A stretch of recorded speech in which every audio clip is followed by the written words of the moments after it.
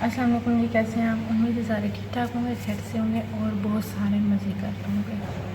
अच्छा जी, तो मैंने अब पूछा था बायोस्टैट्स का कि मैं उसकी सीरीज़ शुरू करूँगी। तो biostats microbial biostatistics, first of all ये माइक्रोबायोलॉजिस्ट एज अ माइक्रोबायोलॉजिस्ट हमारा कंपलसरी सब्जेक्ट है। कंपलसरी सब्जेक्ट है ऐसे क्योंकि ये हमारे आगे थीसिस में भी काम में आता है, बीएस में जो होती है, उसके बाद एमफिल के जो हमारा रिसर्च वर्क होता है पीएचडी तक ये कंपलसरी सब्जेक्ट रहता है। इसके थ्रू ही हमारा सारा काम होता है। तो सबसे ज़्यादा ज़रूरी ये है कि आपको बेसिक्स पता होने चाहिए। फर्स्ट ऑफ ऑल ये बायोस्टैटिस्टिक्स है, ये मैथमेटिक्स नहीं है। ये बहुत इजी है, अगर आप इसमें इंटरेस्ट लोगे तो ये सब्जेक्ट भी ऑटोमेटिकली आप में इंटरेस्ट लेगा। ठीक है जी, अब शुरू करते हैं बायोस्टैट्स से। बायोस्टैट्स का डेफिनेशन है, ठीक है, बायोस्टैट्स का डेफिनेशन है कि स्टैटिस्टिक्स डेफिनेशन है स्टैटिस्टिक्स आर द न्यूमेरिकल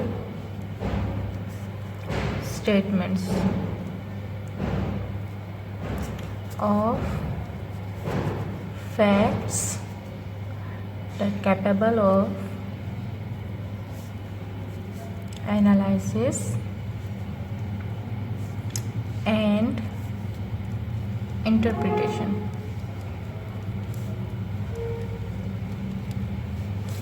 ठीक है जी, अब देखिए स्टैटिस्टिक्स बेसिकली डील किससे कर रही है? Numerical statements. न्यूमेरिकल स्टेटमेंट्स यानी कि वो स्टेटमेंट जो हमें नंबर के थ्रू पूरी बर्ड व्यू दे हमारे किसी भी चीज़ का।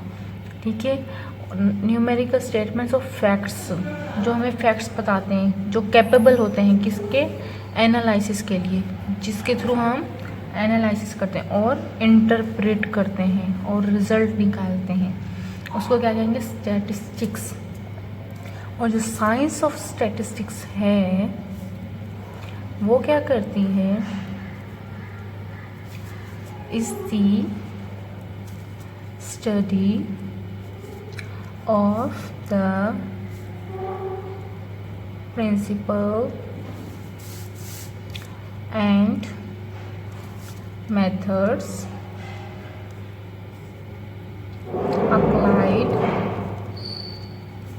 in collecting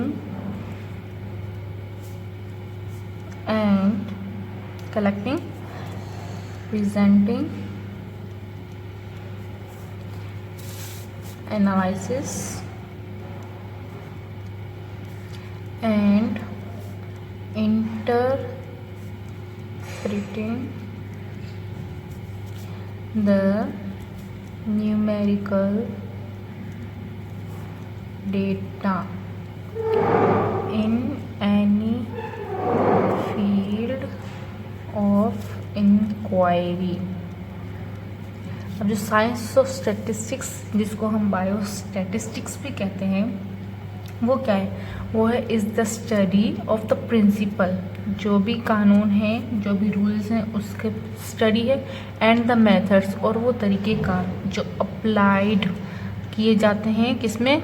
जब हम किसी चीज़ को कलेक्ट करें, उसको प्रेजेंट करें, उसकी एनालिसिस करें और फिर उसको इंटरप्रिटेट करें in the form of numerical data किसी भी फील्ड की इंक्वायरी के लिए, तो उसको हम कहेंगे साइंस ऑफ स्टैटिस्टिक्स। ठीक है जी, स्टैटिस्टिक्स क्या होता है? The numerical statement of facts which is capable of analysis and interpretation, and the science of statistics is the study of the principle and the methods which are applied in collecting, presenting, analysis and interpreting of the numerical data in any field of inquiry is called biostatistics। Biostatistics. ठीक है जी, ये हो गई definition. अच्छा जी, अब हमारे पास दूसरा टॉपिक है preliminaries of to the collection of data, मतलब पिलर्स कौन से हैं डेटा को कलेक्ट करने के लिए। ठीक है, हम कोई भी डेटा कलेक्ट करेंगे या कुछ किसी भी चीज़ को, कोई भी एक्चुअल डेटा को कलेक्ट करने के लिए हमें कुछ स्टेप्स को फॉलो करना पड़ेगा, ठीक है। अब वो स्टेप्स ये है, नंबर 1 कि जो भी हमारा डेटा है उसमें क्या है, object and scope of inquiry. जो हमारा डेटा है उसका ऑब्जेक्ट क्या है और उसका स्कोप क्या है, ठीक है। फिर आए nature and type of inquiry, कि हमारा जो ऑब्जेक्ट है उसकी नेचर कौन सी है और उसका टाइप कौन सा है। फिर आए स्टैटिस्टिकल यूनिट पे, statistical unit, then degree of accuracy.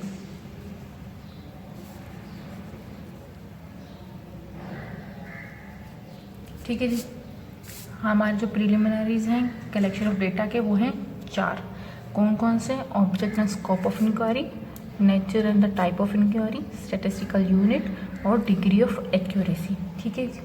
अब पहले आ जाते हैं ऑब्जेक्ट और स्कोप पे, किसके, इंक्वायरी के, ठीक है। अब जो हमारा ऑब्जेक्ट है तो ऑब्जेक्ट और स्कोप ऑफ इंक्वायरी में क्या आता है कि हमारा जो भी ऑब्जेक्ट हो या जो भी हमारा स्कोप हो, हमें उसकी अपना तैयारी करनी है।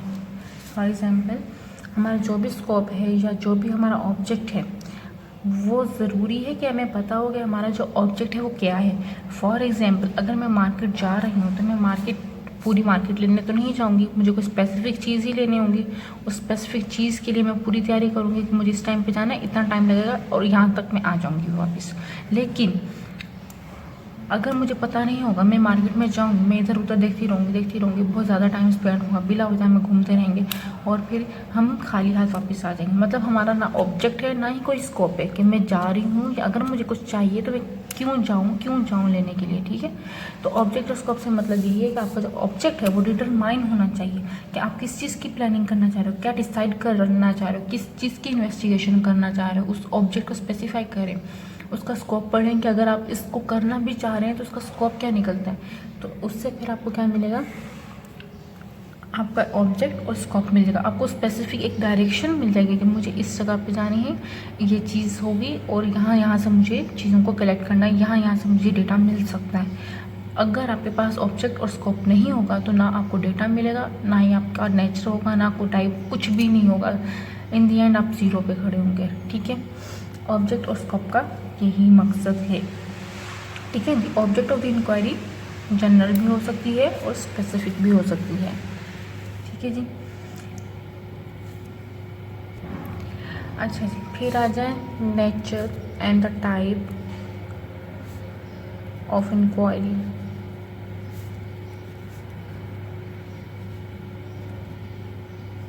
ठीक है जी। अब नेचर और टाइप ऑफ इंक्वायरी में हमारे पास आ जाती हैं 2 चीज़ें, ठीक है। एक तो है हमारे पास, हमें पता चलता है कि जो हमारा नेचर है और जो टाइप है उनकी क्लासिफिकेशंस होती हैं बहुत ज़्यादा। एक होती है प्राइमरी, एक कर देते हैं क्योंकि इसमें बहुत सारे टाइप्स आ जाते हैं कि प्राइमरी या सेकेंडरी, ठीक है। मतलब कि जो आप डेटा कलेक्ट करने जा रहे हैं, जिसके ऊपर आप कलेक्शन करना चाह रहे हैं, जिसके ऊपर आप इन्वेस्टिगेशन करना चाह रहे हैं, जो आपका ऑब्जेक्ट या स्कोप है, ठीक है, आप जो उसका डेटा लेंगे वो प्राइमरी होगा या सेकेंडरी। अब प्राइमरी और सेकेंडरी का मकसद ये है कि primary inquiry is the one in which the data are giving to be collected for the first time by investigators. मतलब जो प्राइमरी डेटा है, प्राइमरी यानी कि फर्स्ट माना आपको जो ऑब्जेक्ट है या जो स्कोप है, आप उसका पूरा जो डेटा है आप खुद कलेक्ट करना चाहते हो, ठीक है। आप फर्स्ट टाइम उस डेटा को कलेक्ट करोगे ना, ठीक है। तो ये हो जाएगा first time data collection. First hand data मतलब फर्स्ट क्लास चीज़ जो होती है आप पहले हाथ में जो लेंगे उसको हम प्राइमरी कहेंगे। सेकेंडरी क्या होता है, secondary inquiries means the data will be collected by the someone and the record of which is always which available in the research paper and journals. मतलब सेकेंडरी डेटा कौन सा होगा, सेकेंड हैंड डेटा होगा। For example किसी का object उठा लिया आपने, या किसी का डेटा उठा लिया, या कुछ भी उठा लिया आपने, तो वो क्या हो जाएगा, सेकेंड हैंड डेटा। मतलब वो चीज़ आपकी खुद की नहीं है, पर वो किसी और चीज़ की हो जाएगी। ठीक है, सेकेंड हैंड डेटा हमारा किसी और का होता है, हमारा खुद का नहीं होता है। हम किसी रिसर्च से उठाएंगे, किसी और के टॉपिक का डेटा उठाएंगे, लेकिन वो हमारा खुद का डेटा नहीं होगा। ठीक है जी। अब हमारे पास प्राइमरी और सेकेंडरी डेटा हो गया। प्राइमरी यानी first hand data which is collected by the investigator itself, and the secondary data is the second hand data which is not investigated by the investigator but is collected by the other journals और the research papers. It means it is the work of an other person. ठीक है, number second पे आ जाता है हमारे पास census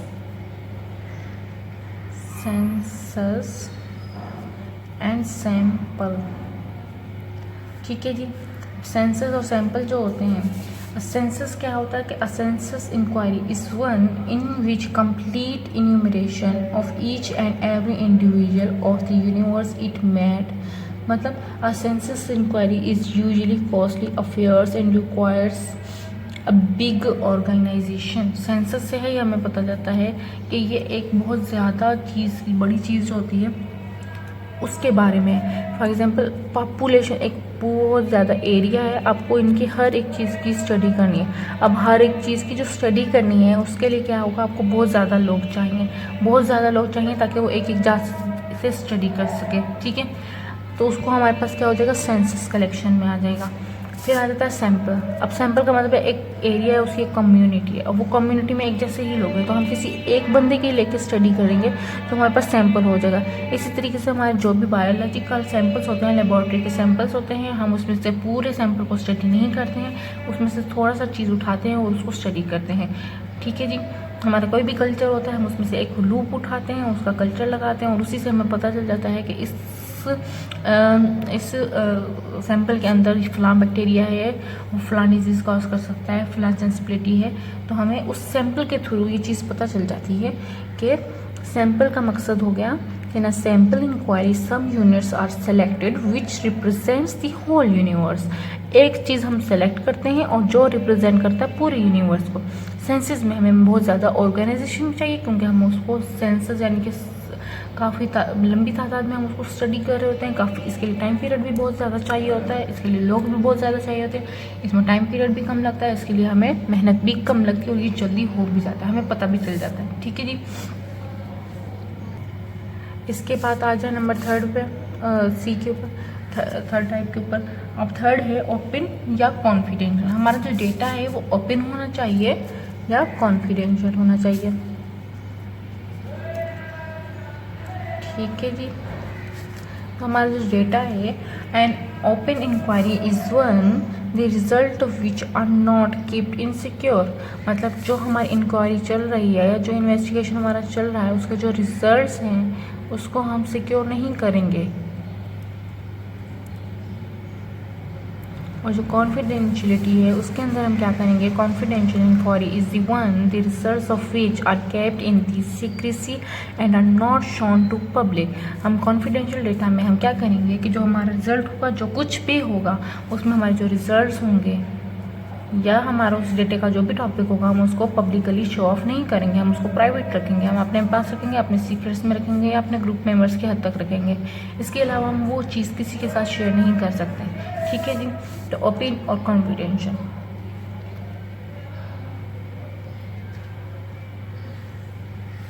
उसके बाद आ जाते हैं number D, direct, indirect.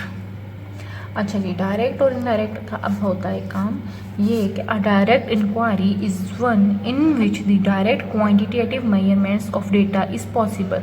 For example कि कोई डायरेक्ट इंक्वायरी में हम क्या करते हैं, हमें जो भी चीज़ चाहिए, मेजरमेंट चाहिए, हम वो डायरेक्टली कर सकते हैं। जैसे कि हमें स्टूडेंट्स की हाइट पता करनी है, तो हम क्या करेंगे, डायरेक्टली उनकी हाइट पता कर सकते हैं। लेकिन इनडायरेक्ट में क्या है, indirect inquiry is one in which direct quantitative measurements is not possible.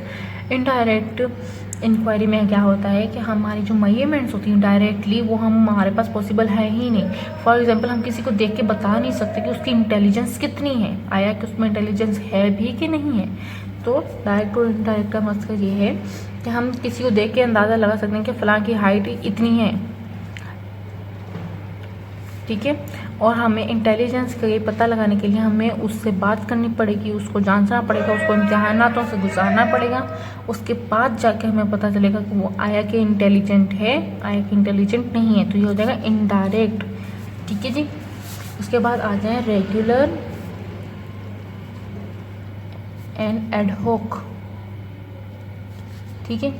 अब रेगुलर में क्या है, regular inquiry is one in which the data are collected in a regular periodical basis over a period of time. Regular में क्या होता है कि हमारी जो भी इंक्वायरी चल रही है उसको हम या तो रेगुलरली हम कलेक्ट कर रहे होते हैं या हम एक टाइम के उसमें हम कलेक्ट करते हैं, एक पीरियडिकल बेसिस का टाइम होता है। फॉर एग्जांपल मुझे हर 2 दिन बाद जाके किसी चीज़ की डेटा कलेक्ट करनी है तो मेरा वो एक पीरियडिकल टाइम हो जाएगा, रेगुलर पीरियडिकल टाइम, ठीक है जी। तो यह हो जाएगा ऐसे, मुझे किसी चीज़ की अगर कलेक्शन करनी है डेटा की तो मैं डेली वहाँ पे जाऊँगी और उस चीज़ की कलेक्शन करूँगी। अगर मुझे 2 दिन बाद कलेक्ट करनी है तो मैं 2 दिन का गैप लगा के 2 दिन के लिए जाऊँगी और जाकर डेटा कलेक्ट करूँगी। तो ये हमारे पास हो जाएगा रेगुलरली, ठीक है। एडहॉक क्या होता है, ad hoc inquiry is conducted once a while, वो कभी कभार एक बार दफ़ा ली जाती है, कलेक्ट की जाती है, ठीक है।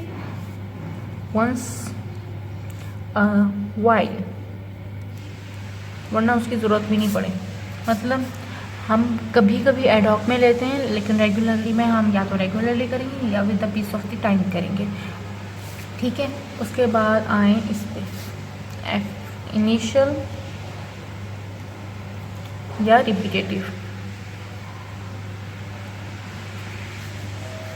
इनिशियल क्या है, an initial inquiry is the one which is conducted for the first time. Initial से ही पता चल रहा है कि जो हमारी इंक्वायरी है या तो हम उसको फर्स्ट टाइम ही कलेक्ट करेंगे, कलेक्टेड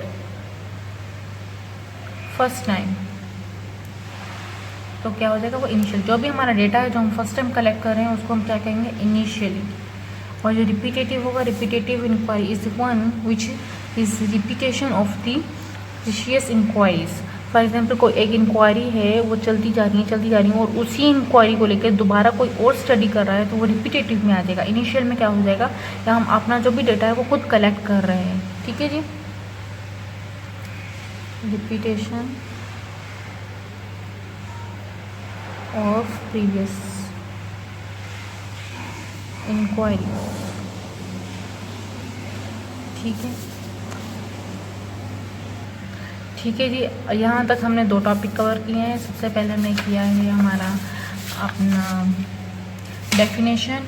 अब क्विक थ्रू कर देते हैं, डेफिनेशंस क्या होती हैं स्टैटिस्टिक्स की। जो भी न्यूमेरिकल स्टेटमेंट होगी उसको हम जिसमें उसकी स्टडी करेंगे, किस चीज़ की स्टडी करेंगे, उसके प्रिंसिपल्स की और मेथड्स की जो अप्लाइड किए जाएंगे किस चीज़ के लिए, कलेक्ट करने के लिए, प्रेजेंट करने के लिए और एनालिसिस करने के लिए, और साथ ही इंटरप्रेट करने के लिए कि किस फॉर्म में, न्यूमेरिकल डेटा के फॉर्म में, उसको क्या कहेंगे, बायोस्टैटिस्टिक्स, ठीक है जी। Biostatistics is compulsory subject in microbiological field specially because it helps in our research work, PhD, MPhil, everything, ठीक है जी। ये हो गया। उसके बाद हमारे पास preliminary of collection of data, जिसमें हमने 4 चीज़ें पढ़नी है। एक है ऑब्जेक्ट और scope of inquiry, nature and type of inquiry, हमने ये 2 कवर कर लिए हैं। उसके बाद ये 2 कल करेंगे। ऑब्जेक्ट और स्कोप ऑफ इंक्वायरी में क्या आ जाता है कि हमें पता होना चाहिए कि जो हम इन्वेस्टिगेशन करने जा रहे हैं वो कौन सी उसमें हो रही है, किस फील्ड में करना चाह रहे हैं, उसका स्कोप क्या है, उसकी टाइप क्या है। तो हमें ऑब्जेक्ट क्लियर होना ज़रूरी है एज द इन्वेस्टिगेटर, ठीक है जी। नेचर और टाइप ऑफ इंक्वायरी, नेचर और टाइप ऑफ इंक्वायरी में इसके सब टाइप्स हैं। सबसे पहले प्राइमरी और सेकेंडरी आता है। प्राइमरी यानी कि फर्स्ट हैंड डेटा जो आप खुद कलेक्ट करो। सेकेंडरी में क्या आता है, हम किसी और का डेटा किसी और रिसर्च वर्क से अपना कलेक्ट करते हैं। फिर आता है सेंसस और सैंपल। सेंसस में हम पॉपुलेशन की मतलब बड़ी तादाद में जो चीज़ होती है उसकी स्टडी करते हैं, और सैंपल जो होता है हमें उसमें से किसी एक माइन्यूट चीज़ की स्टडी करते हैं, ठीक है जी। फिर आता है हमारे पास ओपन या कॉन्फिडेंशियल है, हमारे पास नेचुरल टाइप में हम स्टडी करें तो इसलिए हमारे पास ये चीज़ें होंगी। ओपन है या कॉन्फिडेंशियल, आया कि आप अपना रिजल्ट या अपना डेटा जो है वो ओपन रखना चाह रहे हो या कॉन्फिडेंशियल रखना चाह रहे हो, आया कि आपने उसको शो ऑफ करना है पब्लिकली या नहीं करना है, ठीक है। फिर हमारे पास आ जाता है डायरेक्ट और इनडायरेक्ट, यानी कि हम डायरेक्ट इन्वेस्टिगेशन कर सकते हैं, किसी चीज़ को देख के हम एनालाइज कर सकते हैं कि हम इसको मेजरमेंट कर सकते हैं या नहीं कर सकते। और इनडायरेक्ट में क्या कर सकते हैं, हमारे पास वो चीज़ होती है जिसको हमें बहुत सारे उसमें गुजारना पड़ता है इम्तिहान में से, तब जाके हमें पता चलता है कि इसका रिजल्ट क्या होगा, उसमें इंटेलिजेंस काउंट हो जाएगी, जिसको हम डायरेक्ट देख के काउंट नहीं कर सकते। फिर आ जाए रेगुलर और एडहॉक पे। रेगुलर में क्या होता है कि हम या तो रेगुलरली डेटा कलेक्ट करेंगे या किसी एक पीरियड के टाइम करेंगे, और एडहॉक में क्या करेंगे, किसी भी एक वक्त में ही सारा डेटा कलेक्ट करेंगे, ठीक है। इनिशियल और रिपीटेटिव, इनिशियल और रिपीटेटिव में क्या आ जाता है, हम इनिशियल यानी कि फर्स्ट टाइम या स्टार्ट यानी कि कलेक्ट करेंगे डेटा को फर्स्ट टाइम में, और रिपीटेटिव में क्या करेंगे, हम किसी और का डेटा लेके अपना उसको कलेक्ट करेंगे या प्रीवियस डेटा की इंक्वायरी करेंगे, ठीक है जी। इसके साथ ही आज का हमारा बायोस्टैटिस्टिक्स का टॉपिक होता है ये एंड। और अगर आपको लगता है कि मैंने अच्छा समझाया है और अच्छा से पढ़ा रही हूँ और आपकी अगर कोई डिमांड है किसी सब्जेक्ट के रिलेटेड तो काइंडली कमेंट्स में बताएं। चैनल को सब्सक्राइब करें और शेयर करें। Thank you so much.